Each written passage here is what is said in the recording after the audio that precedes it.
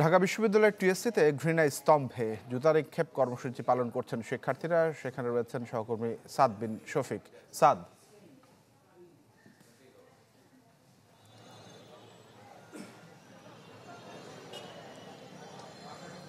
একটু বিস্তারিত জানতে চাই। বলছি প্রেজেন্টার কে?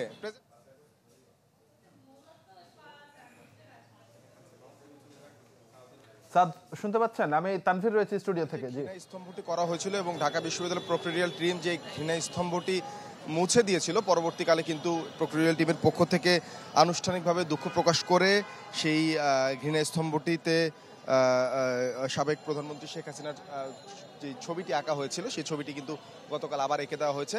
এখন আপনারা এখানে যেটি দেখতে পাচ্ছেন, এখানে কিন্তু ঢাকা বিশ্ববিদ্যালয় সহ বিভিন্ন বিশ্ববিদ্যালয়ের শিক্ষার্থীরা তারা জুতা নিক্ষেপ করে তাদের ঘৃণার বিষয়টি জানান দিচ্ছে। এইটি টিএসসির ঠিক সামনে মেট্রো স্টেশনের যে পিলার আছে, এই পিলারে কিন্তু আমরা দেখেছিলাম 5 আগস্টের পরে এই এখানে একটি গ্রাফিতি আঁকা হয়েছিল, যেটি আসলে ঘৃণা স্তম্ভ হিসেবে পরিচিতি পেয়েছিল। পরবর্তীতে আমরা দেখেছি ঢাকা বিশ্ববিদ্যালয়ের প্রক্টোরিয়াল টিমের পক্ষ থেকে কিন্তু মেট্রো রেল কর্তৃপক্ষকে বলা হয়েছিল এটি যেন মুছে ফেলা হয়। পরবর্তীতে এটি মুছে ফেলা হয় এবং নানা মহলের শিক্ষার্থীদের সমালোচনার মুখে কিন্তু সেই ঘৃণা স্তম্ভটি গ্রাফিতিটি আবার আঁকা হয়েছে এবং আজকে কিন্তু শিক্ষার্থীরা এখানে এসে তাদের যে প্রতিবাদ, সেই প্রতিবাদ কিন্তু এখানে প্রকাশ করছে।